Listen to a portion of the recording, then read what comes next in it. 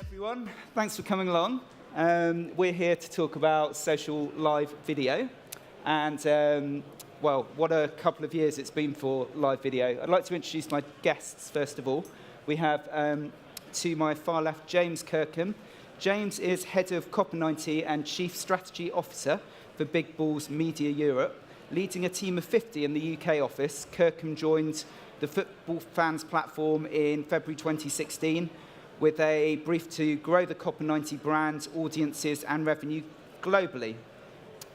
Then here we have Christy Garrett. Christy is head of digital video and social media at CNBC International. Christy is responsible for the network's original digital video content and social media channels, managing a team of multimedia journalists, graphic designers, camera operators and social media producers. She's been with CNBC since 2015 and has since launched digital video series Lifehack Live and CNBC Explains, and overseen triple-digit growth for its social channels. And finally, we have Carla Getzi from Facebook. Carla's head of international media strategic partner development. That's a tongue twister there, isn't it? Easy to remember.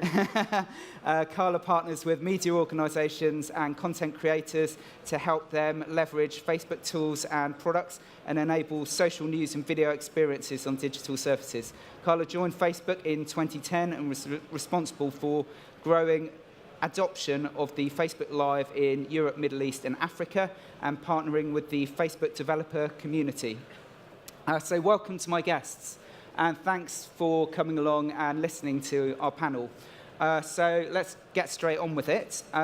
First of all, well, it's exploded in the last couple of years, social live videos. Why would you choose, as a media organisation, to produce live video content? What would you say that adds in addition to other ways of promoting your content on social platforms? James, maybe if you could start. Well, I don't know if it's for everyone, but for us it's about it being real. It's about it being authentic, right? Like, so many people can smell if it looks really manicured or stage managed, or kind of overly pre-prepared. So if you're running a football business, which is all about how football actually feels, then live can just bring that to life in the most true way possible. That could be in all number of different ways, though. You could be kind of subverting the normal kind of commentary setup using something like Facebook Live, for example, where you've got return pass, feedback loops, where you can become playful with your audience. That's kind of interesting. Or you can have a whole bunch of people on the ground being your eyes and ears, effectively sending in live throughout games, throughout kind of outside stadia, underneath tunnels, amongst the pyros and the flares and the fans. And again, live is something that exists in real time, quite literally, or exists without any kind of additional layers or any fabrication, and the audience love that. Yeah, absolutely. And you found that in your view figures and share figures of your content on live. Yeah, and there are, of course, there are platforms, I'm sure Carla can, talk more about it, that have indeed, I think from last summer we noticed that it was being hugely favoured. There were big audiences kind of coming to it. Yep. And increasingly so, I think, even something like today, it is now just a given that this is effectively also live. So it's all about behaviours and what people need at different times. There might be an event people can't get to. There might be a moment that you just need to kind of bring to life in a proper way. But it's the realism, I guess, that we love more than anything else. Sure. Christy, what would you add to that? Would you agree the main benefits of live video, and what else would you find for CNBC? Yeah, well, definitely. So CNBC, for those of you who don't know, is a business news network, and most of our programming classically is live, so it is at the core of what we do. However, we found, we're dealing with, obviously, all of these business leaders and world leaders in a very official capacity. And what we found for our younger audiences, they really want to humanize these people who have been really successful. And we found that live video is the perfect way to do that. There's a lot of talk in the industry right now in business about needing a mentor. And let's just face it, those big names aren't going to be accessible to as many people that need that kind of mentorship. So we've been able, with live Lifehacks Live, able to turn around a series where people can actually have a conversation, seek advice from some of the biggest names in the world. And you just can't do that on any other platform. You know, I mean, yeah, you can get questions ahead of time and then take them, but there's something about that live moment that's really special. I think a good example was in one of our Facebook Lives with Anne-Marie Slaughter. You know, she had that viral article in The Atlantic. She was basically Hillary Clinton's Deputy Secretary of State. And what I loved was she took a question from the audience, and instead of just kind of turning to our anchor and answering it, she turned into the camera and answered that question to that person. It was a really special moment, and we've built from that. So I think we're developing a level of closeness, authenticity, realness with our audience that's never existed before, and that you can't quite achieve in the same way, you know, on either on-demand video or broadcast platforms. Yeah, exciting stuff. Carla, what could you add to that? What have you found your partners have found to be the main benefits of live video? Yeah, I mean, the first benefit I think they found is that people want to see it, right? As James was starting to say, you know, one of the, you know, core elements of Facebook, and it has always been, is sharing. And I think live is really kind of the ultimate shared experience. And so people on Facebook really love live content. You know, people are opening their, you know, news feed and looking at content multiple times a day, and seeing content that is in the moment, that's happening now, is really attractive. And they absolutely love the, you know, how many times you see hashtag no filter, that rawness. Some of the best content on Facebook is really not highly produced, but it is authentic, it's real. And I think that is why content creators love to work with that platform on Facebook, because people want to watch it.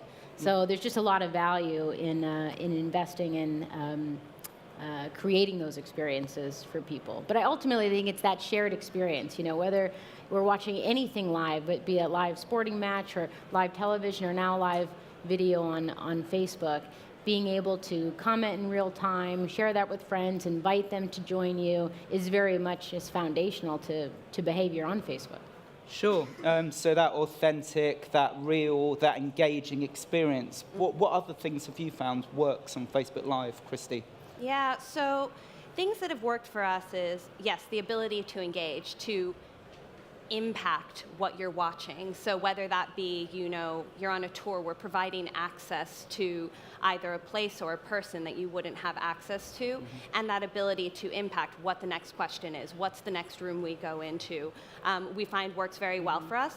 And then of course there's just some stuff that you want to watch live, you don't want to watch later. So a great example was we produced coverage around the French election, and this was actually something we took straight from TV onto Facebook Live, and while normally that doesn't do much for us, this was something people wanted to be experiencing in the moment, right? They wanted to watch every little vote trickle in to see if, you know, we were going to have Macron or Le Pen, and people really did engage with that as they were going along.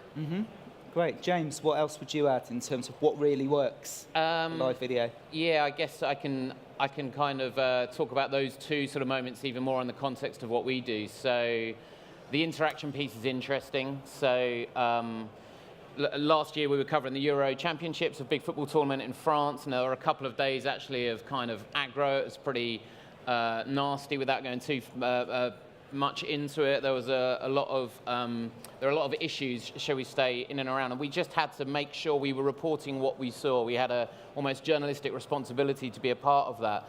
And as much as we were doing, we also used key talent who were having their own shows out there, who were making their own content. We made sure that we suddenly brought them onto the live space too, so they were having live chats, they were dealing with individual fans' queries and questions and worries and concerns, and it could effectively address it all and get it all out in the open. I mean, we are nothing but incredibly partisan. There aren't any, it's not about serving platitudes or keeping kind of everyone sweet. And so you can tell an incredibly honest portrayal of what's going on. And again, you know, I hate using those words, but that is so much of, I think, what makes live quite special. It's that kind of honesty. The other bit is, of course, you can use live to wrap into other elements too. And I think we've had success doing that, where we'll get a whole bunch of people, our eyes and ears on the ground, effectively shooting as live. They won't re-edit, they won't re-record, they won't do any further takes. But we might then splice that and use that in a piece that might go out the following morning. So then the whole piece has a much far more rich tapestry between live, between stage, between edited.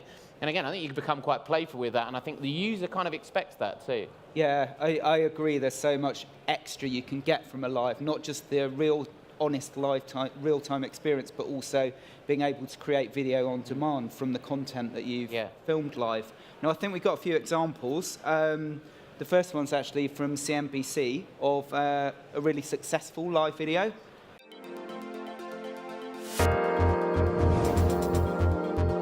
Hello and welcome everybody to another edition of Lifehacks Live, where we get advice from some of the biggest names in business.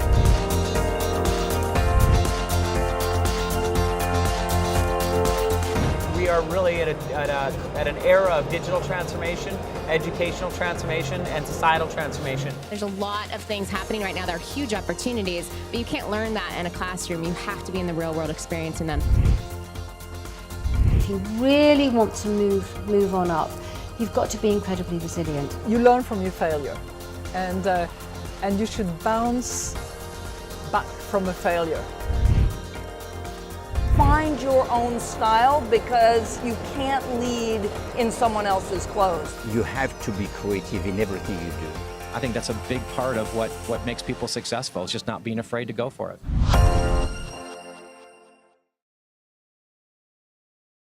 Wow, so some huge names being interviewed there on those live videos. Would you like to talk a bit more about why that was successful, Christy? Sure. So Lifehacks Live came about actually through conversations we had with Facebook. So we work very closely with their head of influencer partnerships. And I think one thing that we both wanted to tap into is these business leaders, these CEOs. Maybe it's something that hasn't been traditionally explored as much, I think, on social media. So we soft launched it at the World Economic Forum in Davos, and since then it's really picked up steam. So now we've had 17 interviews since that video was produced.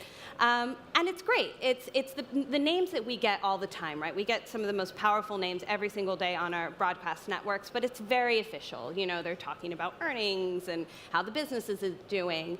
And these are real people. And I think particularly, you know, younger generations, they say, well, I want to be that successful. We have a whole audience of people who are looking for the tools that they need to be the next people in that C-suite, to be the next person running the International Monetary Fund, but maybe we don't know how to get there. And so it's amazing. You get 20 to 30 minutes sit-down time with these people. We incorporated, you know, the little wheel you saw, which is 6 different categories, ranging from career to obstacles, which adds a kind of a fun, game-like visual element to draw people in. And it's been great for us. And we've seen so many iterations come out of that, you know, multiple stories, shorter clips. And now we have people coming to us saying, how can we get on Lifehacks Live, which is so funny, how quickly it's come in a short amount of time. Awesome. It sounds like, well, it looks like an incredibly compelling, engaging example of using live video. Now for something completely different. James, we have an example from you.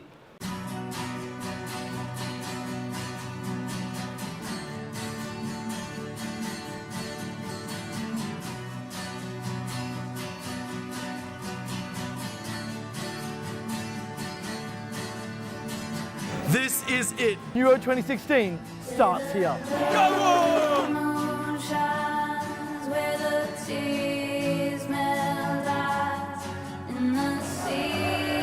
We've got fans on every single corner of Europe who are going to show you just what effect the tournament is having in every single competing nation. It's about the different culture of football. It's about to show to the world how we play football. I'm excited. I'm in France. I got my hippie shirt on.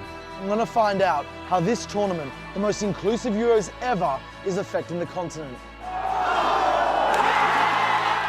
Tournament football is the best football there is. There's been a lot of violence in Marseille.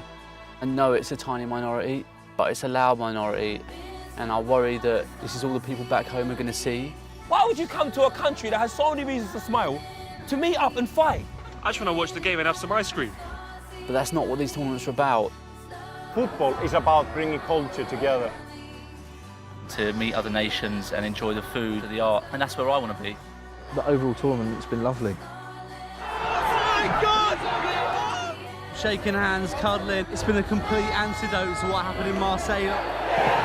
Wow, that's incredible. Really fan-centric and in the moment. James, could you tell us a bit about why that formula proved so successful for you? I guess we always try and do the bit that like makes your hairs stand on end, frankly, and gives you goosebumps, and try and just deliver that emotion. You know, we always talk about Copa90 being about how football feels, and I think that kind of is. And it is that mix. It is genuine, real people, often real fans. We had like 24 fans from 24 nations, from Albania to Hungary, doing their live thing to cam. We leveraged the likes of Facebook Live, doing what would otherwise be kind of slightly prosaic kind of feedback kind of shows, much more on the moment, in the moment, massively emotional, reacting to what they saw and not believing why they should be seeing like that. And we didn't plan for, you know, what was kind of a nasty couple of days. We planned it for it to be entirely joyous. But the fact that you can show the light and shade, and live can help bring that out, I think is important. Now, what it ended up being was, we believe international football is a passport to other culture, and that ended up coming through in droves. And again, live's a part of that, because you can actually show the real people having fun and enjoying themselves and connecting with other nations, and that can become some really powerful, positive thing. But you can't kind of cloud over it, and live doesn't allow you to. Live is there and real and in the moment. So I guess that's how you do it. Amazing. That's such an incredible example, and how you can really get fans engaging in that video and create something completely different experience with live video. I think we've got a few other examples. So next up is actually a BuzzFeed live from a protest.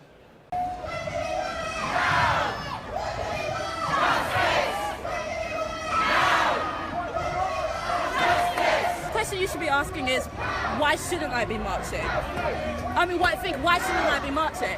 People fucking died in the tower. They put pretty plastic around it. No alarms, no sprinklers. That would never happen in a rich. If the people living in that building were fucking rich people, that wouldn't have happened.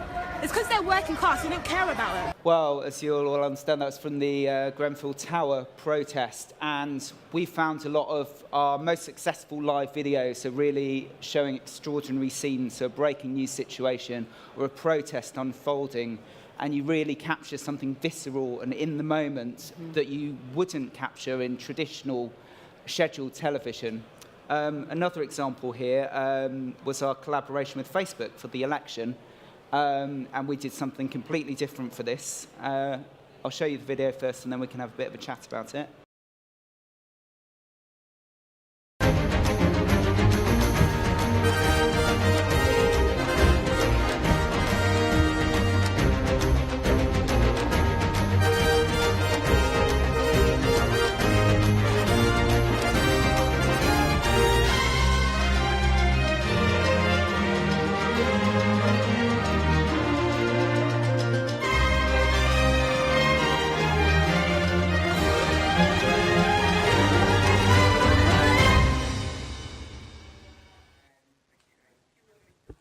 Good morning, everyone. My name is Emily Ashton, and you're watching a special BuzzFeed and Facebook Live programme, TLDR, about last night. I'll be your host this morning alongside Ryan Broderick. The people watching this had similar reactions to the campaign, so we're going to put up a very basic, fair question, and you guys should answer with emojis. The question is, should Theresa May step aside? And it's a shocked face for yes, she should go, and it's an angry face for no, she should stay. Because she's got this speech at 10 o'clock, hasn't she? We're not sure what she's going to say, but people are... That was an immediate 100%. Wow. Yes, she should go. Yeah. Okay, well... People are waiting for that 10 o'clock okay, speech. no, we dropped down. Okay. Oh? Okay. Nope. Wow, this is all over the place. I think that's a fair majority. Yeah, that seems... Okay, well... Is it, okay, leave one, but they did not vote for hard Brexit that Mrs May and the Tories were peddling. And we've come out with the most seats, and actually what we've seen when it hung Parliament is that the SNP could provide that real power in making someone the Prime Minister. So Carla, as that example there, you'll see we obviously used our live emoji tracker and the guests we had involved. What would you say was successful about that particular live and stood out to you? Well, first of all, just looking back at all the clips, they're all really different and unique, but have a couple of things in common, which I think are why they're all successful, certainly on Facebook and likely elsewhere. First, it's that unique access. For example, what CNBC brought unique access to hard-to-reach people and individuals, and seeing a much softer side to them. I think that's the first thing that something like Facebook Live does, especially if you had quite a simple setup, which I think you might have just been a phone, or maybe it was a real kind of single camera setup.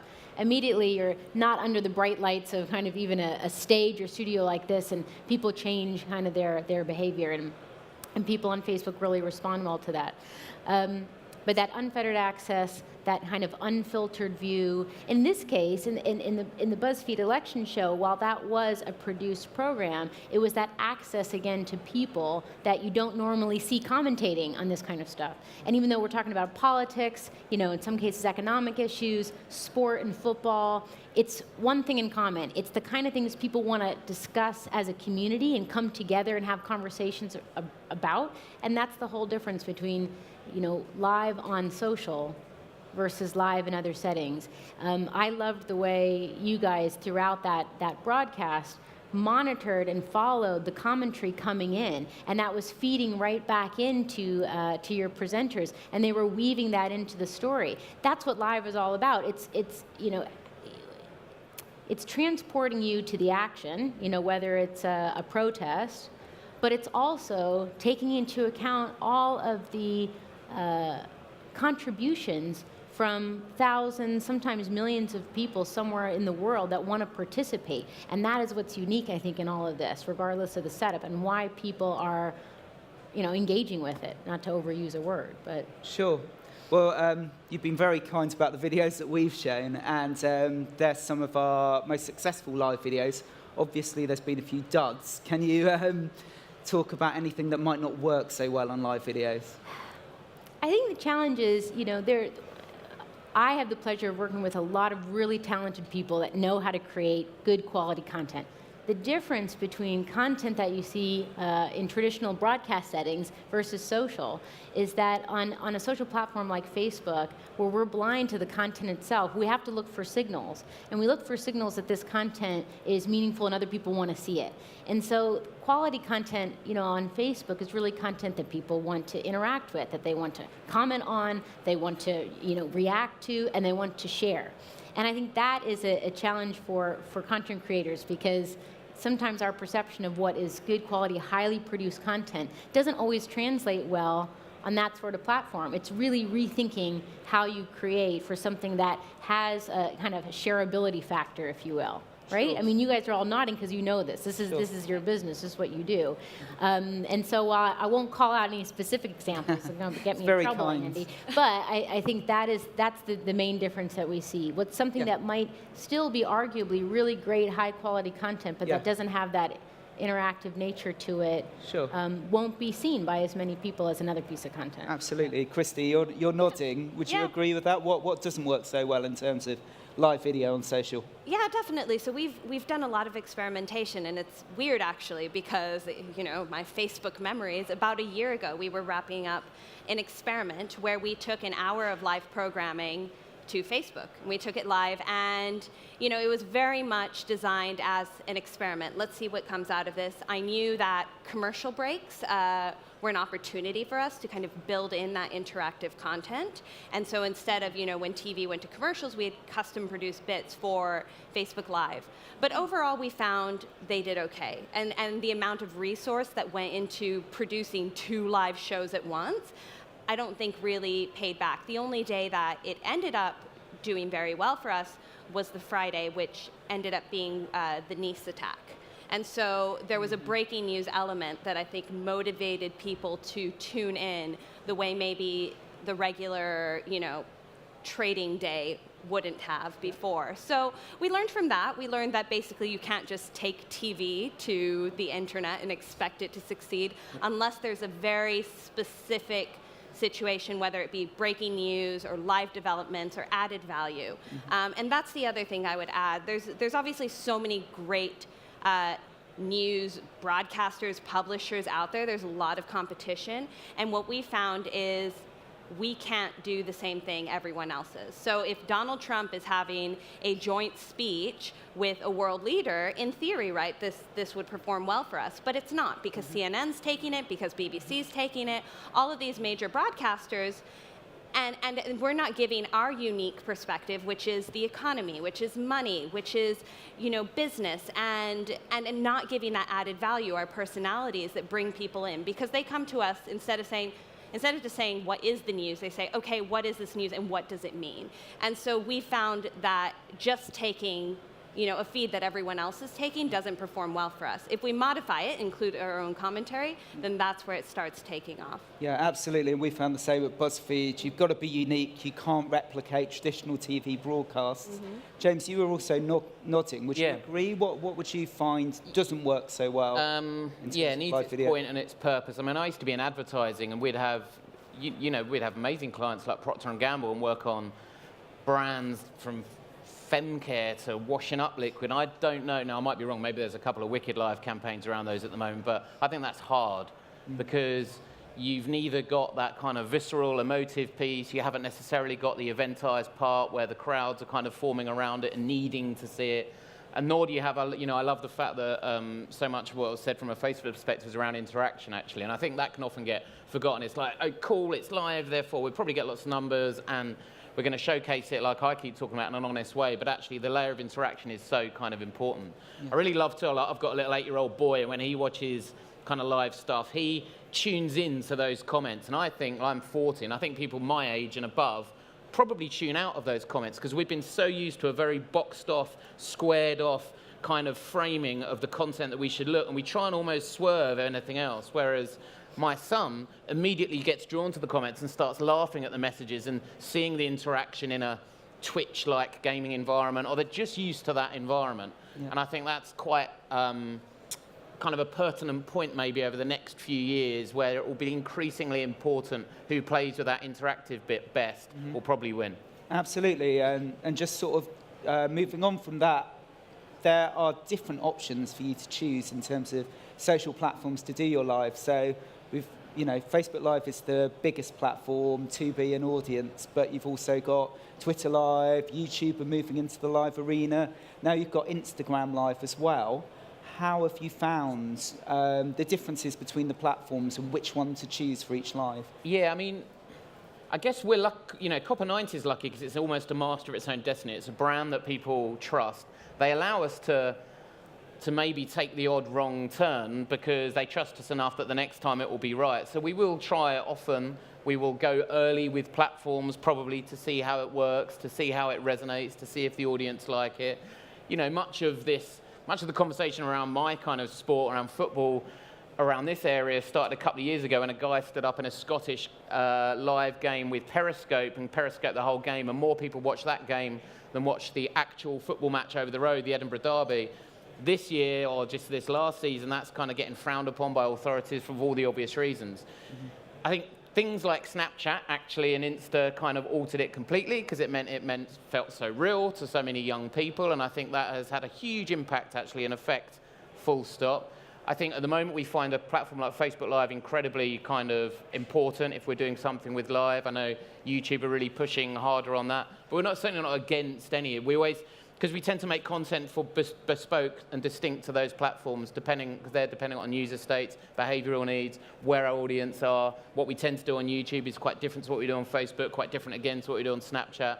And so we would continue, I guess, to adapt in that way. Sure. Christy, would you agree with that about bespoke content for each platform and different treatments for live working on the different platforms? Yeah, it's actually a really exciting time for us because there's so many different platforms and different ways that you can frame your content for it. Facebook obviously is the obvious one, right? You have huge numbers. You have that interactive element that I think maybe none of the other platforms have to that extent, where you can build it in, you can watch the comment stream. But there's things like, I'm in addition to all the custom digital content that my team is producing for a younger audience, we do have our legacy content. We do have our audience that's supported us for decades upon decades, and we find, they are probably a bit more in line with Twitter, right? So maybe we'll explore kind of taking television content there because we know it doesn't work on Facebook, because potentially, it definitely doesn't work on Instagram. And so you can pick and choose and say, exactly, I think you do get a little bit of permission to experiment and say, okay, let's give this a go. Do people like it? Do people interact? And then you can try something different. Instagram Live, we'd like to experiment with things that are just very much of the moment that you will miss out on otherwise. So maybe that would be like a live Q&A with one of our reporters. And YouTube I kind of see as a forum for something that's going on all day. I think Facebook, you really need to go in with something that's instantaneous, that's happening in the moment.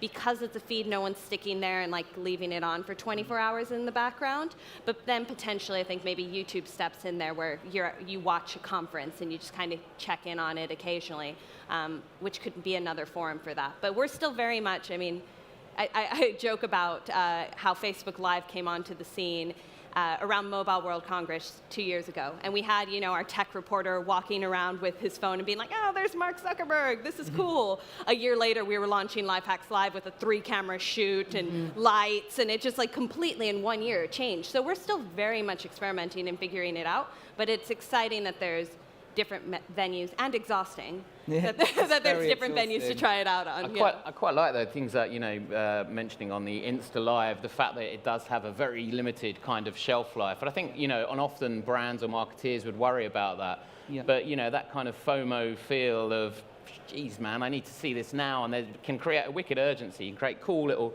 pop-up moments if the idea is right, to get a whole bunch of people to, and then it's gone. And I think there's something kind of special about that. Absolutely. The technology is changing so quickly, and both on the different platforms being introduced, but also within the platforms. So, Carla, Facebook Live's developed, as Christy was saying, so quickly in the last couple of years. What parts of the technology and things that you're building onto the technology excites you most?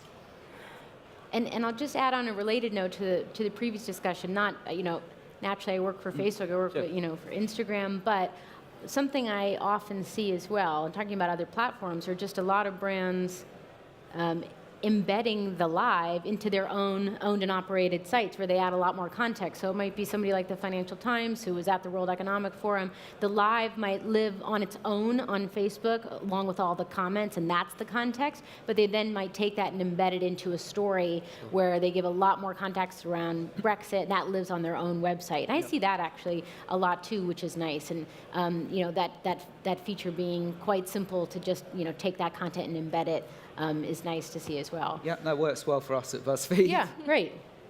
I think in terms of where Live's going, so much 2 years in a sense is so short, and in another sense I feel like we've done a lot. We've built things like Live With.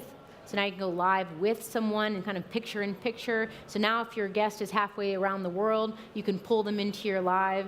You can even go side by side with them now.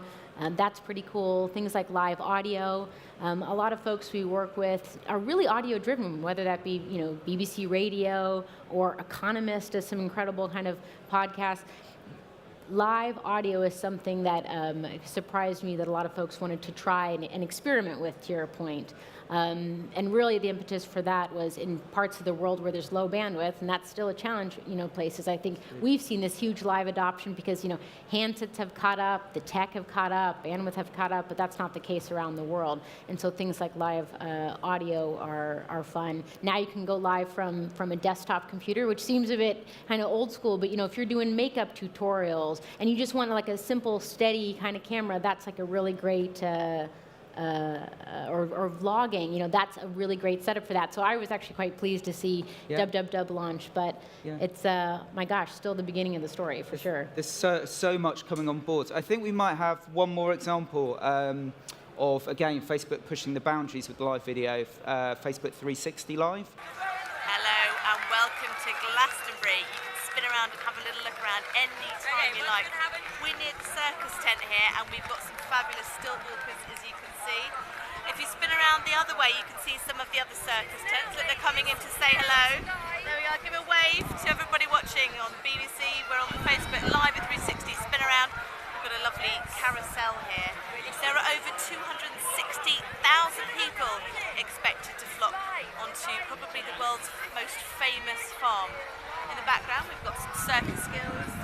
People on a tightrope up there if you want to have a little zoom in and a look about. I wish that Facebook had smell-o-vision because you can smell the most incredible food here. There's people, everybody's smiling and having a really fantastic time. Just take a little minute to have a look around, and you might be able to spot in the absolute corner is the pyramid stage where tonight thousands of people will be watching the legendary band that is Radiohead. That was Sophie from the BBC reporting live from Glastonbury. Smell-o-vision, maybe that's pushing it a little bit far for live video, but who knows? But that video really excited me, and just being able to move around and see the guys on the stilts in the backgrounds. Have you found 360 taking off and absolutely being successful? It's immersive. That is what it is. I have lived here for 16 years, and I've never made it to Glastonbury, which is a crime in and of itself. But 360 videos from, we're right in the heart of festival season, especially from festivals. Fun, it brings you there. You're in the moment. And now, I'm sure a lot of you in the room have already seen 360 videos. Well over 1 million have been uploaded on the platform, and that's still so new. Lots of 360 photo content. And I've seen lots of different examples of it. This is a great example, really lighthearted and just immersive, fun feeling of what it's like to be Glastonbury, no matter where you are in the world. But I see a lot of 360 content coming out of conflict zones, and I think it's a powerful medium to drive empathy for a situation. So if you're a storyteller and you're trying to communicate what it is like in a place that we will never be, and frankly where few journalists are anymore, whether it's Syria or from the refugee camps, I've seen a lot of 360 content come out of that. And then to the other end of the spectrum, commercial content, people like Time Out using 360 with branded content. So they'll bring on a sponsor, they'll bring on a brand. They do these travel postcards where they'll take you to Cambridge, take you on a little punt down the river, and that'll be sponsored by someone. They'll use the branded content tag on Facebook to do that. And it's 360, so I'm spinning around on the Cambridge River. It's beautiful. How exciting. Christy and James, what 360 or AR or what other new technology is really exciting you most looking forward with live video? Christy? Yeah, we've done a bit of experimentation just with 360 video, and one of those, like I mentioned, is the World Economic Forum at Davos, which is super elite. It's very bizarre, right? Because you look around and there's Matt Damon, and there went John Kerry, and it's a really unique experience that we have incredible access to. And so, we did a 360 video where we kind of showed a tour of it. But I think there's a lot of really exciting places that it's immersive. You want to take in the location. You just want to see, hey, who's walking around? And I think that's something we're very excited about. We've seen success with 360 videos, and I think once it rolls out more widely in live, I think we'll definitely take advantage of that. Absolutely, exciting times. James, what's exciting you most about new technology on the scene? On my second day at COP90 a couple of years ago, a guy actually came up to me and he'd recorded it entirely 360, and it was of the underpass in Amsterdam, and it was about 10,000 Ajax fans going bananas, frankly, with a load of incredible kind of red flares. And it was like, wow, that couldn't feel more immersive without using a slightly trite kind of word. And I think taking that on, we've got a Russian World Cup next year. We've got 11 different time zones. There are a lot of barriers and obstacles to do with that. Maybe some people won't be traveling for a variety of reasons. Leveraging kind of products and tech like that to literally allow you to be there is kind of, I guess, of paramount importance. Even down to the video you just showed, the Glasgow video, there are little things in there as well. It's like you've got giant bloody butterfly men, for crying out loud. Like if you can be in a place which has visually arresting elements, it will succeed. Yeah. It's not going to be particularly exciting to do a car park on the back end of Shoreditch, but if you are at a Glastonbury or a Russian World Cup, then you've got such a natural kind of ground to make wicked content. Yeah, it's such exciting times in terms of the technology and in terms of the fact that everyone around the world, just about everyone, has a mobile phone. So everyone's allowed to be a journalist and has the power to broadcast the entire world at their fingertips. that's what excites me most about live video.